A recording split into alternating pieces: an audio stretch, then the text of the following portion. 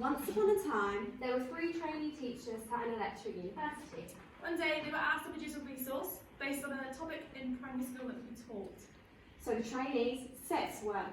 They thought long and hard about what topic they would choose, but with a sprinkle of fairy dust and a wave of their magic wand, they chose fairy tales. Fairytales was an ideal topic as it's a requirement in the national curriculum, mainly in Key Stage 1, but it carries into Key Stage lower Key Stage 2 as well. But our resource is based on Year 2 pupils. The trainees looked at what fairy tales would bring into the classroom in regards to theory. So the first theory we looked at was Piaget. So in terms of exploratory learning, there will be great emphasis towards hands-on learning. And this is through the various activities we're doing, as well as the text they'll be exploring. In terms of his moral development theory, obviously in a lot of fairy tales, there are a mixture of morals and different viewpoints, so we'll be discussing these with the children. Next we looked at Vygotsky, so he discusses his own proximal development. So this will be just looking at children's prior knowledge of fairy tales and building upon that. And then he also looks at the more knowledgeable others, so this will be looking at the children who may know more about fairy tales, and they can assist the children who may not know a lot. And then Bandora looks at observational learning, so we thought about how the teacher could be a role model in creating a concrete understanding for all the pupils in the class through fairy tales.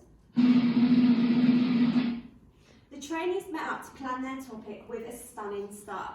So this consists of the children dressing up as their favourite fairy tale character. The children on the day will come in dressed as their favourite fairy tale character and explore different fairy tales laid out for them. At the end of the lesson, they'll have a hot seating lesson, so children will be able to question about their character and also find out information about other characters in different fairy tales before we start the topic on week 1.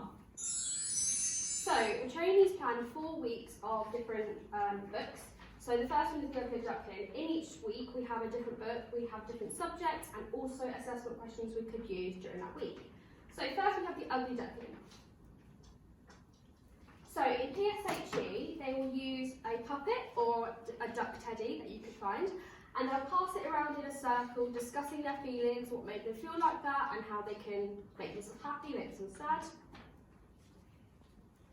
In maths they will look at sequencing, so they have this worksheet. So it has the different kind of ducks and they just have to use their mathematical skills to work out what duck would come next in the sequence. In science, they will look at the life cycle of a duck, so they'll get this sheet and they can kind of draw their own life cycles in their book and look at how it's similar to the life cycle of humans or other animals.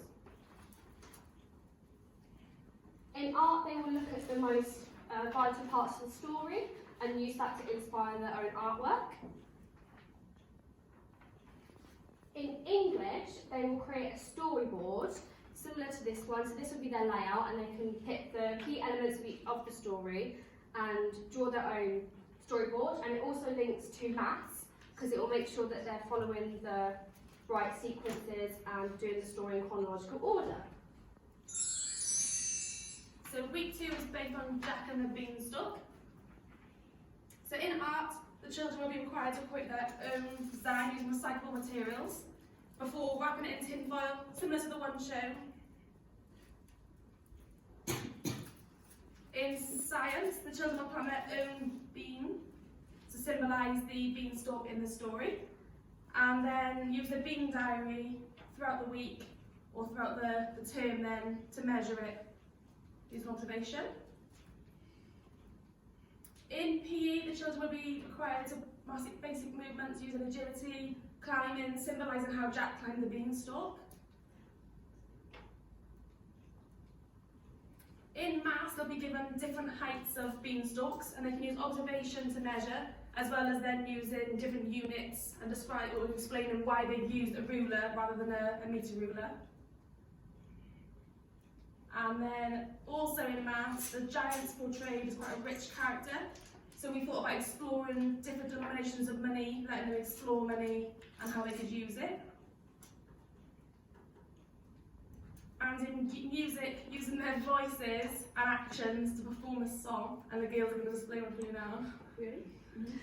I'm a little bean, small and round, bury me deep into the soft ground. Sprinkle me with water, sunshine too, Watch me grow as tall as you.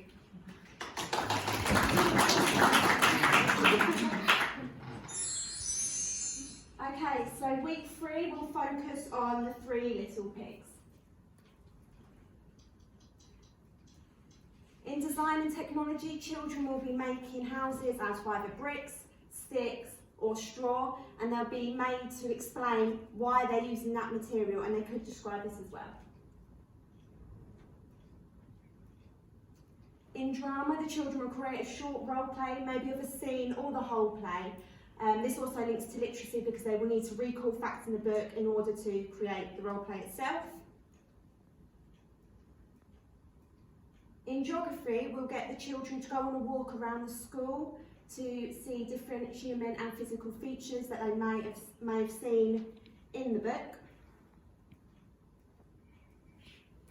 In English, the children will be predicting what happens next. So they'll be looking at dialogue here and the importance of dialogue and predicting what the pig will say and what the wolf will say.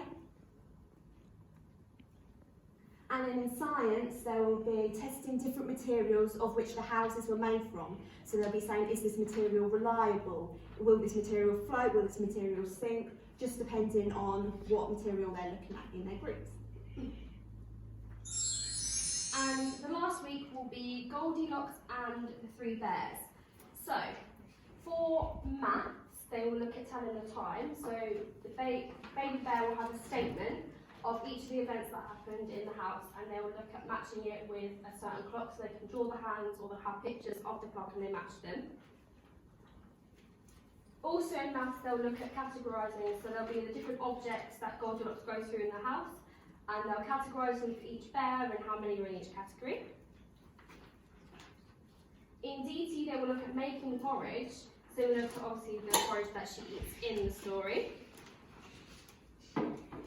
English, they will look at writing a letter to the 3 bears as if they're Goldilocks. So they can do it in any kind of way they want to, so like an apology for what she did or just an explanation of why she went in the house. English, they'll also look at doing a wanted poster.